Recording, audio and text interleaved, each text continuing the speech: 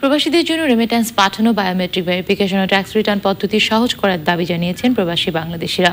লন্ডনে বসে যারা বাংলাদেশ বিরোধী চক্রান্ত করছে তাদের প্রতিহত করতে এনআরবি সদস্যদের আহ্বান জানিয়েছেন পরিকল্পনা মন্ত্রী। জান্নাতুল বাকিয়া কেকার report. Centre for non resident Bangladeshi এনআরবির উদ্যোগে ওয়ার্ল্ড কনফারেন্স সিরিজ 2019 বৈধ চ্যানেলে রেমিটেন্স পাঠাতে বাংলাদেশ ব্যাংকের মনিটরিং ব্যবস্থার প্রশংসা করে তা আরও সহজ করার দাবি জানিয়েছেন এনআরবির প্রতিনিধিরা। বিশ্বের বিভিন্ন প্রান্তে বসে দেশে বিনিয়োগের বিভিন্ন কর্মসূচি তুলে ধরেন তারা। বছরের শেষে আমরা যেভাবে পুরস্কার দুইটা কাজে মানুষ উৎসাহিত ব্যাংকে আসে এবং এক্সপানশন গুলো হোক এই জায়গায়।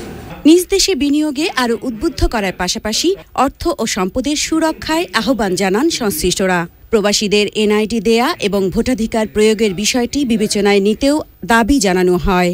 বায়োমেট্রিক ভেরিফিকেশন কাজটি আরম্ভ করছে, এটা যদি ইউকে থেকে আরম্ভ করে তাহলে আমরা যারা থার্ড জেনারেশনের ইউকের প্রেসিডেন্ট আছি আমরা আরও এনকারেজ করবো এই দেশে আরও বৃহৎ আকারে ইনভেস্ট করার জন্য। আমি সম্মানিত মহোদয় এবং রিলেভেন্ট অথরিটি যারা আছেন আপনাদেরকে বলবো বাংলাদেশের অর্থনৈতিক স্বার্থে প্রবাসীদেরকে এবং দেশের মানুষকে ট্যাক্স রিটার্নে উদ্বুদ্ধ করতে যদি এটা আপনারা একটু সিম্পল করেন। Very soon we are going to start Singapore, followed by we are going to start Kuwait, and gradually we start in Saudi Arabia, then Malaysia and other countries. বৈধ পথে রেমিটেন্স পাঠিয়ে দেশের সমৃদ্ধিতে ভূমিকা রাখার পাশাপাশি দেশের স্বার্থে কাজ করতে প্রবাসীদের আহ্বান জানান পরিকল্পনা মন্ত্রী। আমরা চাই যত বেশি লোকে নানাভাবে কাজ করবে তত বেশি আমাদের লাভ। এখানে কোনো বাধা কোথাও দেওয়া হবে না। সেই যুক্তরাজ্যে এই মুহূর্তে আমাদের স্বাধীনতা বৃক্ষকে উৎপাদন করার জন্য যে কর্মকাণ্ড হয় ঢাকার বাইরে তাও সবচেয়ে বেশি হয় সেই যুক্তরাজ্যে, সেই লন্ডনে, সেই বার্মিংহামে, সেই ম্যানচেস্টারে।